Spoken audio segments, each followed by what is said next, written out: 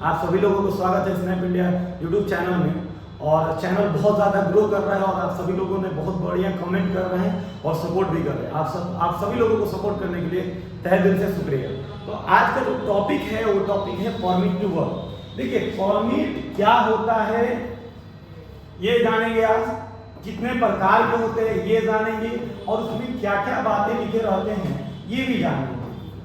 क्योंकि परमिट क्या होता है, कितने प्रकार के होते हैं और क्या क्या बातें लिखे रहती है। ज्यादातर इंटरव्यू में क्वेश्चन पूछे जा रहे हैं। किसी भी कंपनी में आप इंटरव्यू देने जाइए, यानी कि आप इंडिया में इंटरव्यू देने के लिए जाइए, चाहे आउट ऑफ इंडिया के लिए इंटरव्यू देने ले जाइए, या चाहे आप किसी भी प्रकार की सेफ्टी इंडस्ट्री इंटरव्यू में जाइए, तो आपको इंटरव्यू में परमिट टू वर्क पूछा जा रहा है। या अलग तरह के, अगर आप जो है ना सुपरवाइजर है, इंजीनियर है, फोरमैन है, या आप जो है ना कोई सीनियर इंजीनियर है, तो आपसे भी इंटरव्यू में पूछा जा सकता है कि परमिट क्या होता है, कितने प्रकार के होता है और परमिट में कहाँ कहाँ साइन होती है और कौन से परमिट की कितनी वैलिडिटी होती है और साथ ही साथ में कौन से परमिट से कौन कौन सा काम कर सकते हैं। तो चलिए इन्हीं सारी चीजों को हम लोग जानते हैं और समझते हैं कि परमिट होता क्या है। सर परमिट में डेफिनेशन में लिखा हुआ है कि sir permit is a written legal document होता है सर, यानी कि ये एक प्रकार का लीगल रिटन डॉक्यूमेंट होता है, यानी कि हम ये से भी कह सकते हैं कि एक प्रकार की कानूनी दस्तावेज है। रिपीट कर रहा हूं कि परमिट एक लीगल रिटन डॉक्यूमेंट होता है जो किसी भी काम को स्टार्ट करने से पहले लिया जाता है, ताकि जो है ना हम एक जो है ना काम एक लिमिटेड समय के जो है ना एक लिमिटेड काम, मतलब एक स्पेसिफिक काम को करने के लिए एक स्पेसिफिक परमिट लिया जाता है और उसी सिस्टम को जो है ना परमिट टू वर्क सिस्टम कहा जाता है। परमिट क्या होता है, परमिट में इसके अलावा हजार से कंट्रोल मेजर भी लिखे रहते हैं, जिससे जो है ना पढ़ करके सुपरवाइजर और वर्कर जो है ना अपनी सारी तरह के वर्कर्स को बता सकता है और उसमें लिखी हुई सारी बातें को जो है ना वर्कर्स को भी बताना है और सुपरवाइजर खुद जो है ना उन नियमों का पालन करता है। अब बात आती है कि परमिट जब इतनी सारी बातें लिखी जाती है, इसके अलावा परमिट में क्या क्या बातें लिखी जाती है। देखिए परमिट एक लीगल रिटन डॉक्यूमेंट है, सिर्फ साइन करके मिल जाएगा तो आपका काम नहीं होगा। आपको इसको परमिट और सिस्टम को जानने के लिए परमिट को पूरा डीप में जानना पड़ेगा, तभी जाकर के आपका काम सेफली और इफेक्टिवली होगा। तो चलिए आगे की तरफ हम लोग जानते हैं कि परमिट में कौन कौन सी बातें लिखी जाती है, यानी कि कंटेंट ऑफ परमिट। परमिट में कौन कौन सी बातें लिखी जाती है, तो देखिए सबसे पहले लिखा रहता है कि टाइप्स ऑफ परमिट कितने प्रकार के होते हैं। तो मैं आगे चल के वीडियो में बताया जाएगा कि परमिट कितने प्रकार की होती है। जैसे एग्जांपल के तौर पे hot work, cold work, confined, यानी कि आप जो परमिट लिए हो, जो काम करना है, आपका बिल्डिंग का काम करना है, ग्राइंडिंग का काम करना है, गैस कटिंग का काम करना है, या इरेक्शन करना है, स्कैफोल्डिंग बनाना है, एक्सकवेशन करना है, इलेक्ट्रिकल वर्क करना है, इसमें से कौन काम है उस टाइप को आपको परमिट मिलेगा। फिर दूसरी बात इसमें लिखी रहेगी इंफॉर्मेशन का, मतलब जानकारी लिखा रहेगा। एग्जांपल के तौर पे आपको कौन सी कंपनी, सर कंपनी का नाम इसके लिए लाजिम है, क्योंकि कोई कंपनी XY है, उसके नाम पे कोई ABC कंपनी कोई काम तो नहीं कर रही है, इसके लिए जरूरी है उसमें कंपनी है। लोकेशन होना चाहिए ताकि एग्जैक्ट लोकेशन पे ही जाके काम हो सके। उसके बाद ड्यूरेशन डेट एंड टाइम लिखा होना चाहिए, ताकि आज का परमिट से कल काम ना हो, या कल के परमिट से जो है ना आज काम ना हो, या और भी तरह की सिचुएशन है जो जनरेट हो सकती है। अगर टाइम और डेट ना रहे, लोग बहुत ज्यादा इसका मिसयूज कर सकते हैं। जो परमिट एक्सेप्टर है, चाहे वर्कर से चाहे जो ऑथराइजर है, हर कोई जो है ना इसका मिसयूज कर सकता है अगर परमिट में डेट और टाइम मेंशन नहीं है। फिर बात आती है मैन पावर की।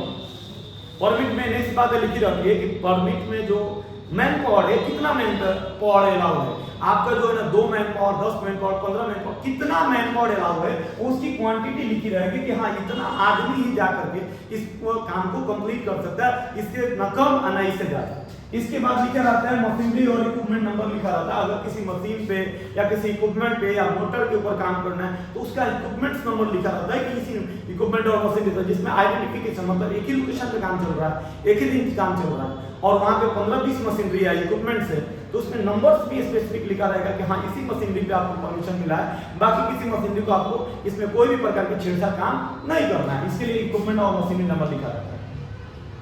फिर जब आपको टाइप से परमिट मिल जाएगा, उसके बाद जो है ना लोकेशन वगैरह पता चल जाएगा, तो जाकर के आप करने वाले क्या है, आपको उसके बाद लिखा रहेगा नेचर ऑफ टास्क, यानी कि अब आप जाके क्या करने वाले हैं। आप वेल्डिंग का काम करने वाले हैं, ग्राइंडिंग का काम करने वाले हैं, इंजेक्शन करने वाले हैं, इसका फोल्डिंग बनाने वाले हैं, मटेरियल वेल्डिंग करने वाले हैं, कन्फाइंड एक्सेस का काम करने वाले हैं, उसमें जाके कौन सी काम करने वाले हैं टास्क लिखा रहेगा। टास्क में आपको जो है ना और भी काम हो सकती है, लाइक रेडियोग्राफी का काम हो सकता है, आपका इलेक्ट्रिकल कनेक्शन का काम हो सकता है, हाइड्रो टेस्टिंग हो सकता है। इस तरह की जो है ना एक्टिविटियां उसमें मेंशन रहेगी, जिससे जो है ना आप बखूबी तरीके से पढ़ के पता कर सकते हैं कि ये परमिट हमारा इस काम के लिए मिला हुआ है और हमको ये काम करना है, ये वाला काम नहीं करना।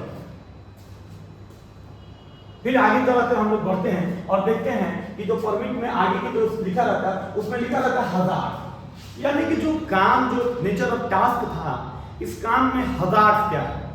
हजार्ड इन द सेंस कि इसमें जो हजार्ड से वो फायर है, एक्सप्लोजन है, स्लीप है, ट्रिप है, फॉल है, या इसका फोल्डिंग कोलैप्स है, या इलेक्ट्रिकल शॉक है, शॉर्ट सर्किट है, कौन सी हजार्ड जो है ना उस काम से उत्पन्न होने वाली है, उसकी पूरी की पूरी जानकारी परमिट में लिखा है। साथ ही साथ में उसका कंट्रोल मेजर लिखा रहेगा कि उस परमिट में जो हजार्ड मेंशन है, जो काम मेंशन है, उस काम से बचना कैसे है, ये पूरी की पूरी जानकारी इसी में प्राइमरी और सेकेंडरी करके जो है ना टेक्निकल और टीपी में कौन कौन सा लेना है, ताकि आप उस काम के हजार्ड से कैसे बच पाएं और सेफली काम को कैसे करें, ये जो है ना वो कंट्रोल मेजर में लिख दिया जाएगा। फिर बात आती है कि जब आप परमिट लिए हैं तो कब से कब तक लिए हैं, उसमें ऑथराइजेशन पीरियड भी लिखना पड़ेगा, जिससे होकर के आपको पता चले कि हाँ जी हमारा परमिट जो है ना इतना से इतना तक वैलिड है। यानी सुबह 8 बजे से लेकर के अगर 12 बजे दिन तक परमिट मिलता है तो 12:01 तक आपका काम नहीं चलेगा। 12 बजे बोले तो 12 बजे काम बंद हो जाना चाहिए। ऐसा नहीं है कि सुबह 8 बजे से आपको 12 बजे तक का परमिट है और आप रात के 12 बजे तक चला रहे हैं। ये बिल्कुल ध्यान देना जरूरी है, क्योंकि टाइम और पीरियड जो है ना एकदम जो है ना एकदम स्पेसिफिक मेंशन रहता है कि आपको इसी ऑथराइजेशन पीरियड के अकॉर्डिंग काम करके निकल जाना है। अब फाइनली बात ये आती है कि जब परमिट आपको मिल गया है तो परमिट का पेज से आपको नहीं होना है, आपको टोटली का टोटली इस परमिट के फाइल के ऊपर जो परमिट सिस्टम रहता है इसके ऊपर जो है ना आपको जो है ना साइन वगैरह जो है ना मेंशन होना चाहिए, ताकि जो है ना उसमें जो काम करने वाला व्यक्ति है ये जान ले कि हाँ इसमें साइन है और इसके बेस पे हम काम करें। अदरवाइज आपका परमिट वैलिड नहीं होगा, जब तक ऑथराइजेशन पर्सन का साइन नहीं होगा तब तक वैलिड नहीं होगा। उसके बाद आता है क्लोज और क्लियर। जब आपका काम खत्म हो जाएगा, यानी कि काम आपके लास्ट कगार पे है, उस सिचुएशन में आपका परमिट क्लोज हो जाएगा या क्लियरेंस हो गया या कोई भी प्रकार की न्यू हजार्ड जनरेट हो जाता है तो उसमें कैंसिल हो जाता है परमिट, और जिसकी वजह से आपको अगला परमिट लेना पड़ता है। उसमें जो नया हजार्ड जनरेट हुआ है या कोई एक्सीडेंट हुआ है, उस एक्सीडेंट का जो भी कंट्रोल मेजर मेंशन किया गया है वो सारी चीजें परमिट में होना चाहिए, और उस तरह के कंट्रोल मेजर जो सुपरवाइजर इंजीनियर वर्कर से सभी लोगों को उसको फॉलो करना पड़ेगा। इसके अलावा सर परमिट में और सारी बातें लिखी रहती है, जैसे कि आपका sir gas testing. Gas testing में सर गैस टेस्टिंग में बहुत सारे डाटा लिखा रहेगा कि गैस टेस्टिंग का डाटा जैसे एलवीएल कितना है, ऑक्सीजन का लेवल कितना है, H2S कितना है, कार्बन मोनोऑक्साइड कितना है। मैं आपको बता दूं आपकी जानकारी के लिए कि LEL 0 होना चाहिए, अदरवाइज आग लगने की संभावना बढ़ जाएगी। ऑक्सीजन का लेवल 19.5 से लेकर 23.5 के बीच में होना चाहिए।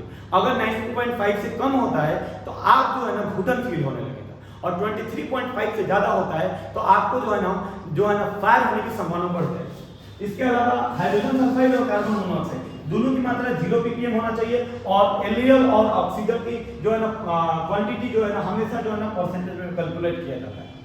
अब हम लोग जानेंगे कि ऑथराइज जो साइन वगैरह होता है अनेकों प्रकार के होते हैं, लाइक इसमें बेशन कंपनी के ऊपर होता है कि कौन सी कंपनी में किस प्रकार के जो है साइन होता है।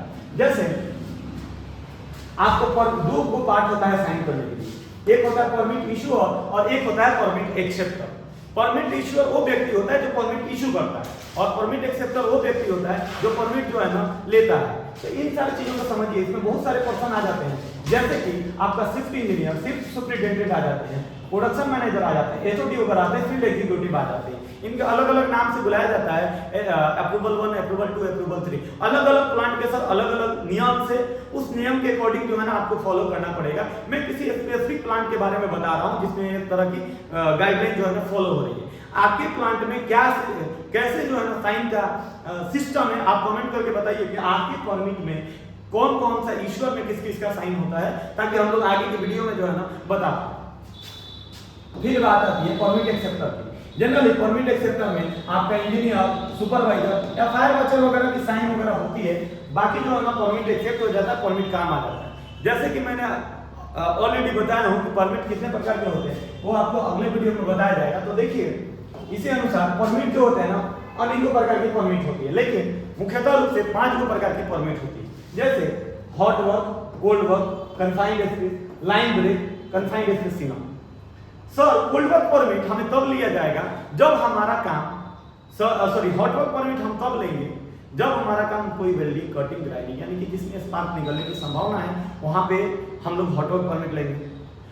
या अब नेक्स्ट बात आती है सर कोल्ड वर्क की, जहां पे स्पार्क निकले या न निकलने की संभावना है, उसके लिए कोल्ड वर्क लेंगे। जैसे कि आपका वुड कटिंग हो गया, आपका वाल प्लास्टर हो गया, वाल इरेक्शन हो गया, ये सब चीजें जो है ना एक्सकवेशन हो गया।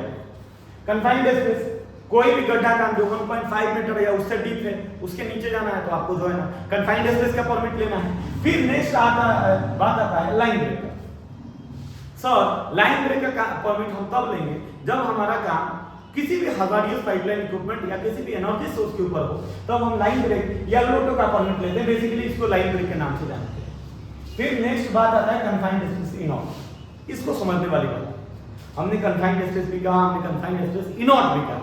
तो सर कन्फाइंड स्पेस जो है वो नॉर्मल कन्फाइंड स्पेस है। इनॉट हम उस कन्फाइंड स्पेस के लिए परमिट लेंगे जिसमें हजारियस गैस अवेलेबल हो और वहां पे हम विदाउट ब्रेथिंग apparatus से काम नहीं कर सकते, उसके लिए जो है ना कन्फाइंड स्पेस इनॉट परमिट लेंगे। इसके अलावा सर अदर कंपनियों में based on organization, based on plan अलग अलग परमिट होते हैं सर। जैसे इसके अलावा भी और परमिट होते हैं, जैसे वर्क एट हाइट का भी परमिट कई कई कंपनियों में पालन किया जाता है। कहीं कहीं इलेक्ट्रिकल वर्क के लिए अलग परमिट निकलते हैं, कहीं कहीं एक्सकवेशन के लिए अलग परमिट निकलते हैं, कहीं कहीं रेडियोग्राफी के लिए अलग परमिट निकलते हैं। यानी कि ये जो टाइप्स ऑफ परमिट है सर, ये बेस्ड ऑन करता है आपके प्लांट के ऊपर कि आपका प्लांट किस तरह के नियमों का पालन कर रहा है और वहां पे किस तरह का सिस्टम होता है। हर एक प्लांट का नॉर्मल थोड़ा डिफरेंट होता है, जिसमें अलग अलग प्लांट में जो है ना अलग अलग नियम में जो है ना पालन होता है। तो आप कमेंट करके बताइए कि आपके कंपनी में, आपके प्लांट में कितने प्रकार के परमिट इशू होते हैं और कौन से काम के लिए कौन सा परमिट इशू किया जा रहा है। अब आप जो है ना हमें कमेंट करके बताइए कि अगला वीडियो आपको कौन सा टॉपिक पे चाहिए और आपको भी अपना कैरियर सेफ्टी ऑफिसर में बनाना है तो आज ही जो है ना स्नैप इंडिया को ज्वाइन कीजिए और अपने फ्यूचर को जो है ना ब्राइट करिए। मिलते हैं अगले वीडियो में। टाटा बाय बाय, जय हिंद।